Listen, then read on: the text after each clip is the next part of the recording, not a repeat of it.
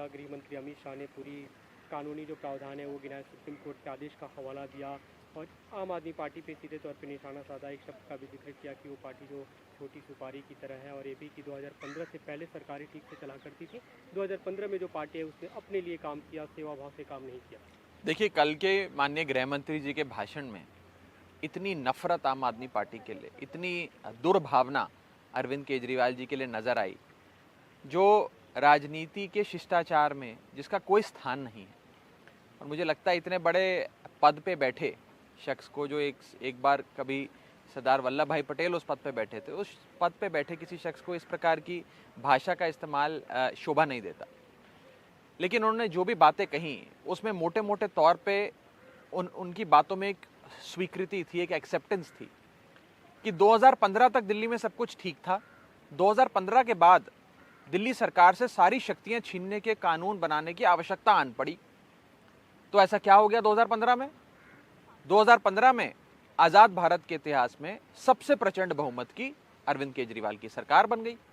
अरविंद केजरीवाल जी की सरकार बनी तो बीजेपी की राजनीति दिल्ली से खत्म हो गई, बीजेपी का सुपड़ा साफ हो गया, बीजेपी के नेता पॉलिटिकली अनएम्प्लॉयड हो गए, राजनीतिक तौर पर बेरोजगार हो गए।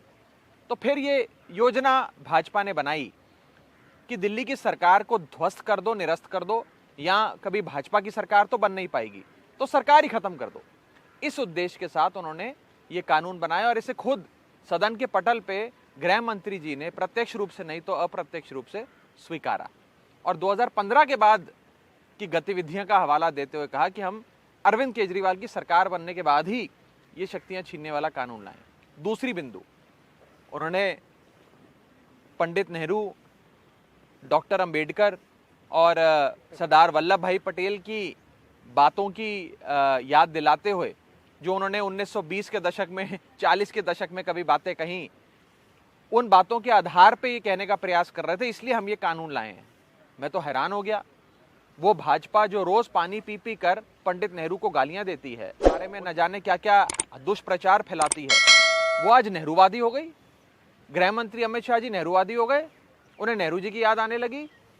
मैं गृह मंत्री जी को और भाजपा को कहना चाहता हूं, नेहरूवादी ना होइए, आप अडवाणीवादी हो जाइए, आप अटल बिहारी वाजपेयी वादी हो जाइए, क्योंकि ये वाजपेयी जी और अडवाणी जी 77 से लेकर 2015 तक लगभग 40 साल संघर्ष करते रहे कि दिल्ली को पूर्ण राज्य का दर्जा मिले, दिल्ली में एक अपनी राज्य की शक्तिशाली सरकार हो जिसके पास सारी शक्तियां हो। इसके लिए तो अडवाणी जी और वाजपेयी जी लड़ते रहे। तो मेरा भाजपा के लोगों से हाथ जोड़कर निवेदन है, नेहरूवादी मत बनो, अंबेडकरवादी मत बनो, वो तुम बन नहीं पाओगे। तुम अडवाणीवादी बन जाओ, वाजपेयीवादी बन जाओ और उनकी जो बातें हैं उन पे अमल करो। दिल्ली को पूर्ण राज्य का दर्जा दो, दिल्ली से सारी शक्तियां छीनो मत। और 1977 से लेकर 2015 तक दिल्ली के अपने हर चुनावी मैनिफेस्टो में बीजेपी ने कहा हम दिल्ली को पूर्ण राज्य का दर्जा देंगे। अपनी राष्ट्रीय कार्यकारिणी की बैठकों में रेजोल्यूशन पास करके, प्रस्ताव पारित कर ये कहा कि हम दिल्ली को पूर्ण राज्य का दर्जा देंगे। यहां तक कि इनके बहुत ही सीनियर नेता, जिनको अब इन लोगों ने मार्गदर्शक मंडल में स्थान दे दिया है, लाल कृष्ण आडवाणी साहब, वो जब देश के उप प्रधानमंत्री थे, डिप्टी प्राइम मिनिस्टर थे, तब वो दिल्ली को पूर्ण राज्य का दर्जा देने के लिए एक bill, Delhi statehood bill 2003 parliament में भी लाए थे। एक आज के भाजपा की सरकार है, आज की मोदी सरकार है, माननीय गृह मंत्री जी हैं, जिन्होंने सरकार से जो बची कुची शक्तियां छीं वो भी छीनने का कानून ले आए हैं। तो एक तरफ वाजपेयी जी और अडवाणी जी की भाजपा थी, एक तरफ मोदी जी, अमित शाह जी की भाजपा है। लोग देख रहे हैं और लोग भाजपा का दोहरा चरित्र भी देख रहे हैं। इसके बाद लगातार इस पर प्रतिक्रिया आई। आपके नेता अरविंद केजरीवाल ने भी कहा कि एक तरह से उनके मन में इंडिया अलायंस के प्रति दुर्भावना थी, वो सब व्यक्त हुई। गृह मंत्री ने भी इसे लेकर कांग्रेस पार्टी को सचेत किया कि आज आप लोग इनका सपोर्ट कर रहे हैं, लेकिन जब बिल पास होगा तो सबसे पहले इंडिया ब्लॉक को छोड़कर यही भागेंगे। देखिए, जब से इंडिया ब्लॉक का गठन हुआ और उसका नाम सामने आया है, बीजेपी लगातार इंडिया ब्लॉक में दरार डालने की कोशिश कर रही है। कभी हमारे नाम को लेकर विवादित और अपमानजनक बयान देती है, हमारे इंडिया शब्द को कभी किसी आतंकवादी संगठन से जोड़ के दिखाने का प्रयास करती है, कभी अंग्रेज़ों की लुटेरी कंपनी ईस्ट इंडिया से जोड़ देती है। मैं भारतीय जनता पार्टी वालों को कहना चाहूँगा हमारे बीच दरार डालने का काम मत करो। हमारा गठबंधन अटूट है, हम सब साथ हैं और हम लोग साथ विचारधाराओं को और मतभेदों को, मनभेदों को और महत्वाकांक्षाओं को एक प्रकार से पीछे करके राष्ट्र हित में साथ आए हैं कि देश को बचाना है, देश को बेरोजगारी से, महंगाई से बचाना है। और देश को बचाने के लिए जैसे 77 के दशक में एक जनता पार्टी के बैनर के तहत जनसंघी और वामपंथी, कम्युनिस्ट और सोशलिस्ट सारी विचारधारा के लोग साथ आए थे, उससे भी ज्यादा शक्तिशाली, मजबूत और अटूट गठबंधन 2023-24 के चुनाव के लिए ये इंडिया ब्लॉक बना। लेकिन गृह मंत्री के अनुसार इसके बावजूद प्रधानमंत्री मोदी तीसरी बार चुनकर आएंगे और नरेंद्र मोदी प्रधानमंत्री बनेंगे। देखिए, ये तो जमहूरियत में जनता फैसला लेती है। मुझे लगता है कि जिस शख्स को ये बार बार और जिस पार्टी को ये बार बार बोलने की आवश्यकता पड़ रही हो कि हमारी सरकार बन जाएगी 2024 में, हमारी सरकार बन जाएगी 2024 में, वो अवश्य ये छुपाना चाहती है कि उनकी क्या कमजोरियां हैं, देश में कितना गुस्सा है इन लोगों को लेकर। देश का युवा पूछ रहा है कि हर साल 2 करोड़ नौकरियों का वादा आपने किया था, वो कहाँ गए? हर शख्स के बैंक अकाउंट में 15 लाख रुपए डालने का वादा किया था, वो कहाँ गया? सामाजिक कल्याण का वादा किया था, वो कहाँ गया? देश में अमन, प्यार, शांति, भाईचारे का वादा किया था, वो कहाँ गया?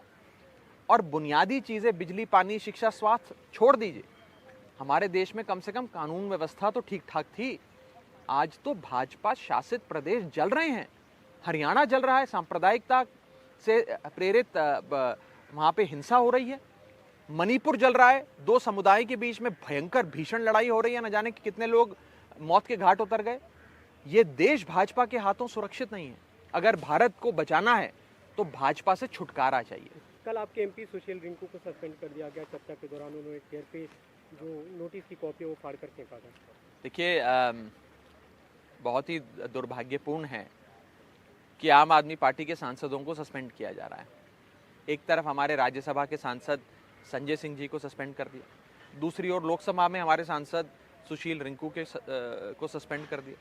आम आदमी पार्टी पर इतना अत्याचार क्यों हो रहा है? आम आदमी पार्टी से ये क्या दुश्मनी निकालना चाहती है बीजेपी? क्यों बीजेपी हर छोटी चीज़ पर एक मोशन मूव कर मतदान कराकर हमारे पार्टी के सांसदों को सस्पेंड करना चाहती है? क्या ये आम आदमी पार्टी की आवाज़ नहीं सुनना चाहते? आम आदमी पार्टी की 2 राज्यों में सरकार चल रही है भारत देश में। लोग बेशुमार मोहब्बत करते हैं अरविंद केजरीवाल से, आम आदमी पार्टी से, वोट देते हैं, आशीर्वाद देते हैं, गले लगाते हैं। जमहूरियत में, लोकतंत्र में सारी दलों की, सारे नेताओं की बात सुनी जानी चाहिए, यही लोकतंत्र का असल मतलब है। लेकिन अगर आप लोकसभा और राज्यसभा से एक-एक कर आम आदमी पार्टी के सांसदों को सस्पेंड कर देंगे, निलंबित कर देंगे, तो फिर ये सही मायने में लोकतंत्र नहीं बचेगा। ये समझ में आ जाएगा लोगों को कि भारतीय जनता पार्टी अपनी पॉइंट ऑफ व्यू के विपरीत जाने वाले किसी भी पॉइंट ऑफ व्यू की आवाज उठने नहीं देना चाहती। आपके खिलाफ भी प्रिविलेज का मोशन, जो नोटिस है वो एक्सेप्ट कर लिया गया, उसे प्रिविलेज कमेटी को भेजा गया, आपका और डेरेक ओब्रायन का नाम उसमें। देखिए, मैं उस विषय में कोई बहुत लंबी विस्तार से चर्चा नहीं करूंगा, क्योंकि प्रिविलेज की कार्रवाई भारतीय जनता पार्टी के कुछ सांसदों के कंप्लेंट के माध्यम से